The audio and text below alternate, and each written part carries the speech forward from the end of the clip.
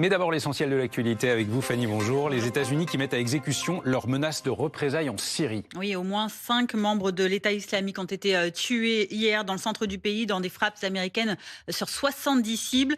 Avions de chasse, hélicoptères, artillerie lourde. Donald Trump avait promis la semaine dernière des représailles après cette attaque de l'EI qui avait tué 2 soldats et un interprète américain. Hier soir, lors d'un meeting en Caroline du Nord, le président américain, écoutez-le, s'est félicité de cette riposte. Nous avons frappé les voyous de l'État islamique en Syrie qui tentaient de se regrouper après avoir été décimés par l'administration Trump il y a 5 ans. Nous les avons frappés fort. Cette frappe a été très efficace et précise. Nous avons parfaitement frappé chaque cible et nous rétablissons la paix par la force partout sur la planète.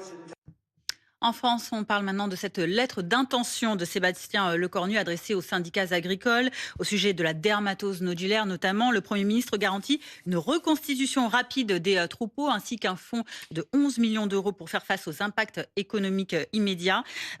Sébastien Lecornu qui déclare également que l'accord entre l'Union européenne et les pays du Mercosur qui est reporté au 12 janvier n'est pas acceptable tel qu'il a été négocié et que le compte n'y est pas. Le Premier ministre appelle également les préfets à la trêve le temps des fêtes en interrompant tout contrôle dans les exploitations.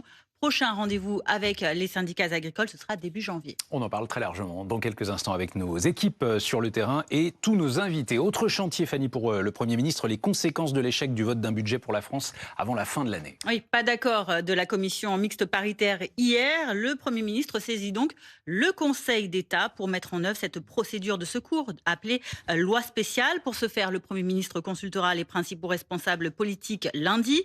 Il convoquera ensuite dans la soirée un Conseil des ministres extraordinaire pour fixer le fonctionnement des semaines à venir. Le projet de loi spéciale pourrait arriver à l'Assemblée dès lundi soir et poursuivre sa navette au Sénat le lendemain. Reprise ensuite du débat budgétaire au Parlement en janvier. Les fêtes de fin d'année approchent et les Français vont les célébrer sans excès. Oui, 83% des Français ont l'intention de fêter Noël. Un peu plus de la moitié, 58% fêteront le Nouvel An. C'est le résultat de notre sondage ELAB pour BFM TV. Des Français qui dépenseront en moyenne un peu plus de 500 € pendant ces fêtes, mais dont un tiers réduiront leur budget loisirs et déplacements par rapport à l'année dernière au profit des cadeaux et des repas.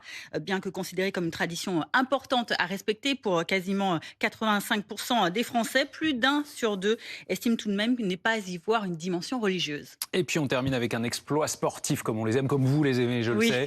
Fanny, en football, Avranches, vainqueur de Brest hier soir en Coupe de France. C'était le petit poussé. Alors dans le rôle de David, on peut le dire aussi, l'US Avranches, un club normand de National 2, c'est la 4e division.